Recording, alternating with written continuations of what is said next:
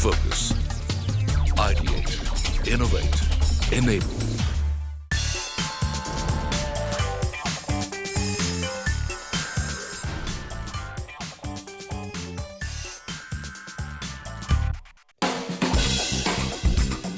Leaders from some of India's largest banks and housing finance companies converged at the second edition of the India Mortgage Leadership Conclave held recently in Mumbai. The theme for this year's conclave was Housing Finance, the Next Growth Opportunity. Relevant stakeholders from the housing industry came together to address the immediate challenges facing the industry, including the liquidity crunch and trust deficit prevailing in the lending ecosystem and the prospects for the sector's growth in the medium and long term, given India's massive urban and rural housing demand. Well, Mr. Kumar, the first question was given to me by the Finance Minister herself. She said that real estate is one sector that clearly needs government attention. And we already know that in one of her first of her Friday presentations, that 20,000 crore fund, 10,000 from the government and 10,000 from private sector was announced. Is that what she was speaking about? You think that is the first line of help that the housing finance market is going to get? 20,000 crore.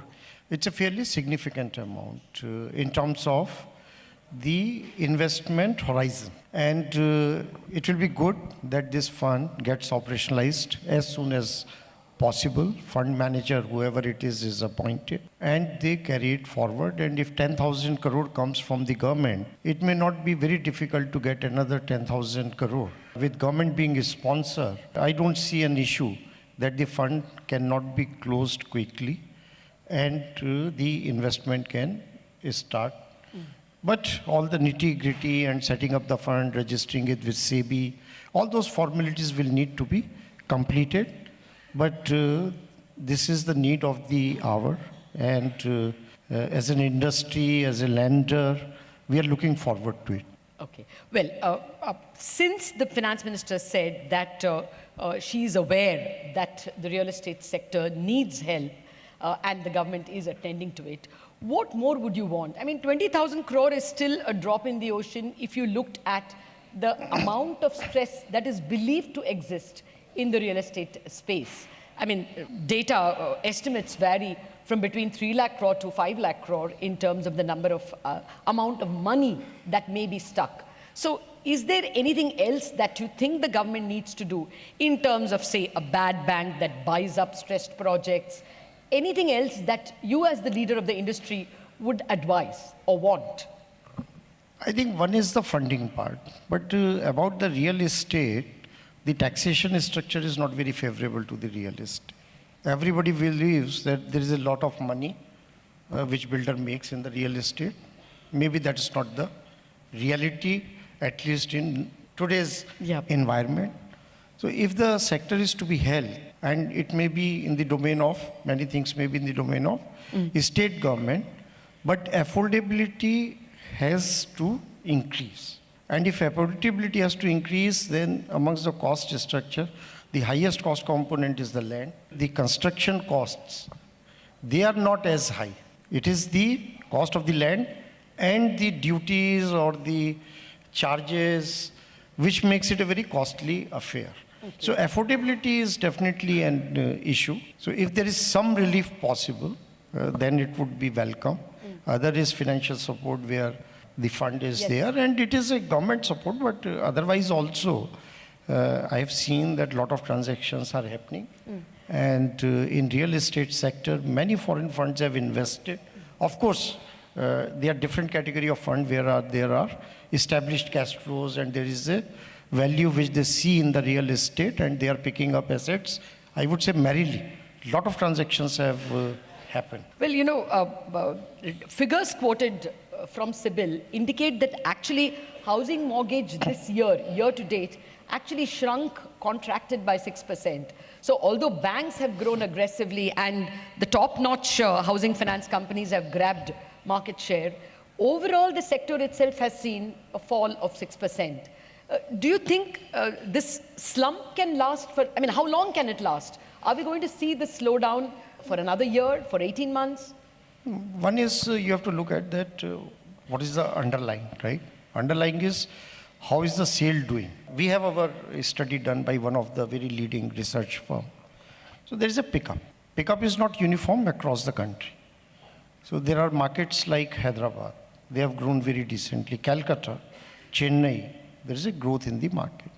There is NCR, MMR, where there is a negative growth, and worst affected is NCR for obvious reasons, whatever is happening in Noida projects. And it has not come as a surprise to me that NCR is the worst affected in terms of the growth. Quarterly, the size of the market is about 70,000 odd units get.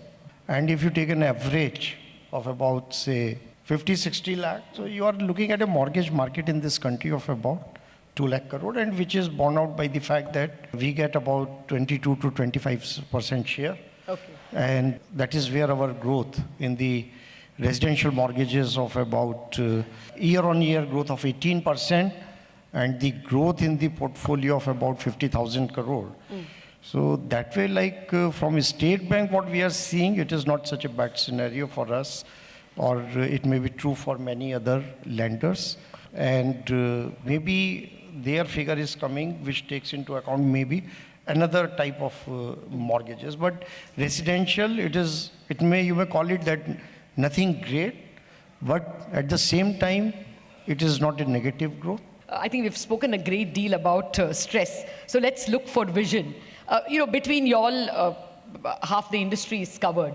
According to you, what is the role then of the housing finance company and the NBFC? What is the niche role they can play? So the niche role is that behave like a housing finance company, number one. What does that mean? What does that mean? No, that earlier housing finance company was 75%. Housing finance. Housing finance. Rules changed 50%. And that's where all trouble started for the... Don't get into builder financing is what you're saying. If you are a housing financing, be a housing finance company. If you are a developer finance company, be a developer finance company. Everybody drew comfort when the housing finance companies, the money was lent, that they will be lending for the housing finance. But it proved to be otherwise. And that is where the whole problem is. The reason. Your RBI announced co-origination of loans with NBFCs. Do you think that should be extended to housing finance companies? But that is already there. On-lending model is there. And co-lending also, one is co-lending is about what you call co-origination. The housing finance companies are not so clear. They say that the co-lending or co-origination is a rule extended only to NBFCs, not to us. But housing finance companies, suppose, like I give you an example, that if they have funded a 1,000 crore builder finance project and they want me to participate, I will participate. So you don't need any guidelines. It is just like any other multiple banking or a consortium banking arrangement.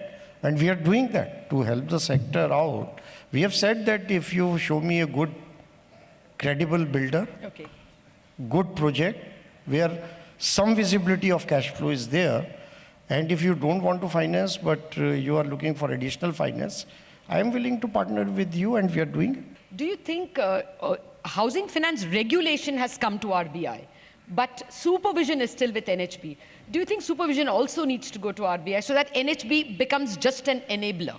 I believe in one regulator.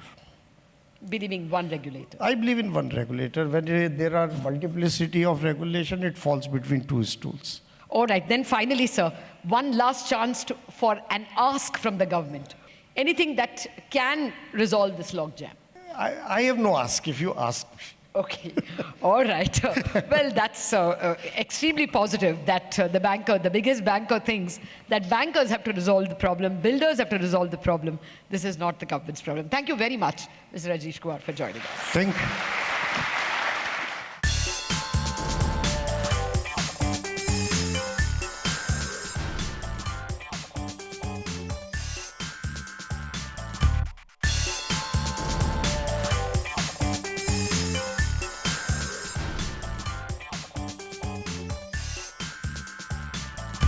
Millions of Indians aspire to own homes and have jobs that enable them to pay for their homes.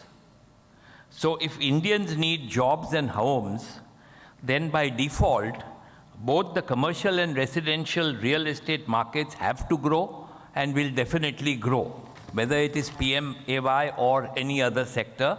I am very bullish, as Mr. Rajneesh Kumar, that the market is still very small. Housing as a percentage of GDP is almost half of what China's numbers are. So there's only one way this industry can grow, and that is up. But there is no denying that there are pressing issues facing the Indian real estate market, and timeliness of action is key to prevent further hemorrhage. One cannot sugarcoat the fact that there is pain and the trust deficit is clogging the flow of liquidity to where it is needed the most.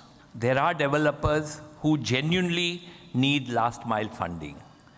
There are many of them are denied the rightful funding in an environment that has become wary of lending to the real estate sector. We can't afford to end up in a situation where we cut off the oxygen for even the stronger developers, and this could happen if risk averseness prolongs.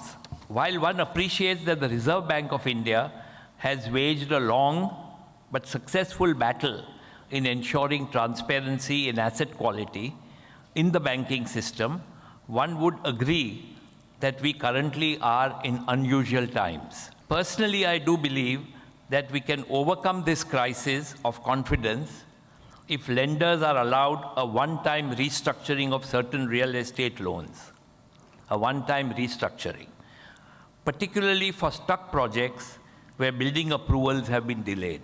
If these restructured accounts are considered as standard assets for a period of, say, 6 to 12 months, lenders will stop being so diffident. This is not a new suggestion. An exceptional regulatory treatment was permitted by the Reserve Bank of India in 2008, which helped revive the sentiment. This in itself would enable the last mile funding even to assets that have slipped owing to the tight funding conditions, and ensure that these projects are completed. Yet, as we look forward, to my mind, there will be some key shapers in the housing sector. Firstly, let me talk about rental housing. Rental housing will finally get a shot in the arm. After years and years of debate, Ministry of Housing and Urban Affairs has finally come out with a draft Model Tenancy Act 2019, with the objective of balancing interests of both the landlords and the tenants. The Act also provides for constitution of rental courts and rental tribunals. The irony is that on one hand, India faces a huge shortage of housing, but on the other hand, urban India has 11 million vacant homes. A formalized rental market will reduce the skewness as more vacant homes get occupied. Second is that housing is going to get more niche. For instance, in the recent period, student houses is gaining attention. It is estimated that currently only 1 in 5 students enrolled in a higher education is fortunate to get an accommodation from the university or from the college, leaving most students to seek alternatives like rental accommodation.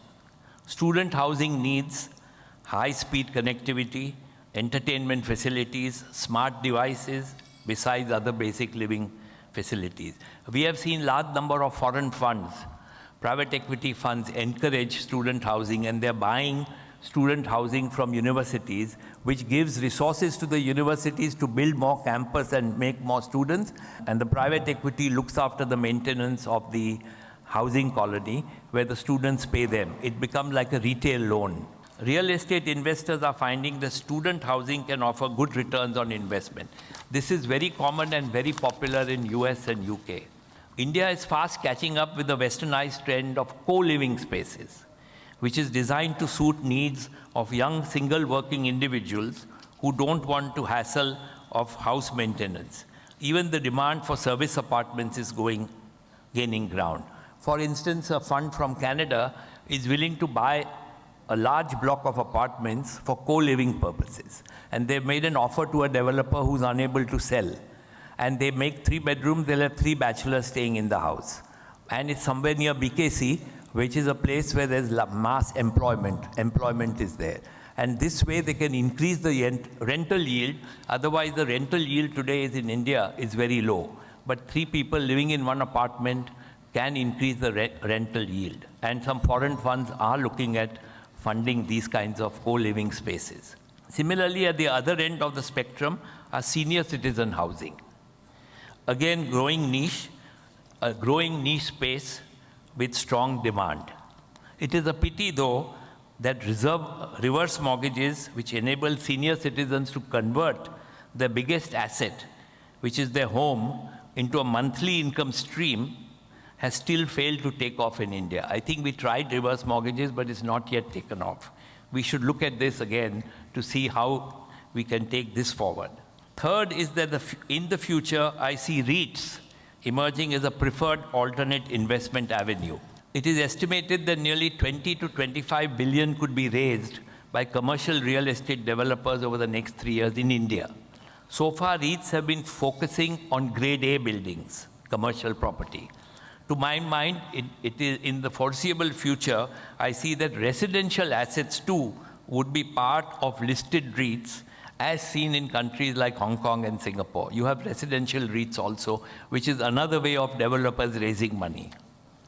Fourth is that we will see a spate of many more prop tech companies emerge, which will change the face of real estate in India.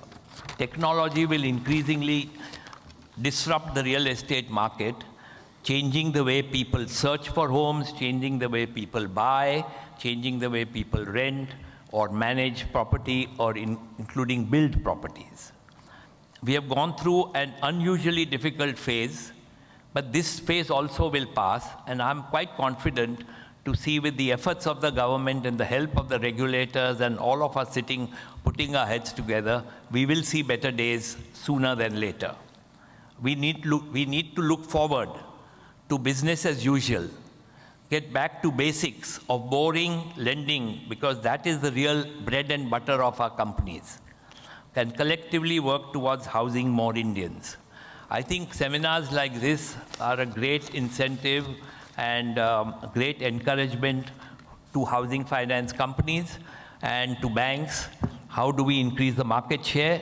We have to house large number of Indians, and we have to use every possible technique, every possible product that is available to us to exploit the market and help home hundreds and millions of Indians. Thank you for inviting me. Economic disruptions need to be viewed as opportunity, both from an industry standpoint and from the viewpoint of individual institutions. Times of uncertainty and downturn are an opportunity for the housing and mortgage industry as a whole to address weaknesses across the system, whether that deals with the development of alternative funding and liquidity channels, such as securitization, or assuring that performance data and information is available to better understand the environment and the trends, and most importantly, staying focused on disciplined lending with loans that will perform through the cycle, because cycles happen in this business. There is also an opportunity for individual lenders and their shareholders to be introspective. Review your own governance structures. Look closely at your underwriting guidelines, your QA routines, your pricing, and build up your servicing capabilities so that you can help more home buyers stay in their homes and keep those loans current. And it is the responsibility of every market constituent to assure that consumers, particularly first-time home buyers, are educated with respect to the home purchase process front to back, the positives and the inherent risks, as it is undoubtedly the biggest financial decision most families will ever make. Providing access to and the attainment of home ownership is why we are all here today. At Genworth Mortgage Insurance, that is our purpose. An economic downturn will not reduce the need for affordable housing here in India, nor anywhere in the world. Home ownership must be supported from a societal perspective, given the wide-ranging benefits that can be attributed to the development of the housing market. In closing, finding good data to compare different global mortgage markets can be a challenge, and a lot of numbers have been batted around today. One of the metrics we look at is, in assessing market opportunity, is mortgage debt outstanding as a percent of GDP. and at just under 10%, India has a relative low mortgage usage penetration. Compare that to 63% in the US, over 70% in Canada, Australia over 100%, and even China at 18%. So I view this as a tremendous opportunity. I am truly encouraged by the growth potential of this market because of the emergence of the middle class, the opportunity to provide housing finance and housing to a much broader segment, and the fact that the opportunity sits on top of a real strong foundation. The government's support through Prime Minister Modi's Housing for All initiative, a strong and still developing mortgage industry infrastructure, and a lending community that obviously embraces change and understands the social and economic opportunities of expanding home ownership. Thank you for your participation in the conclave today, and thanks for listening. Enjoy your evening.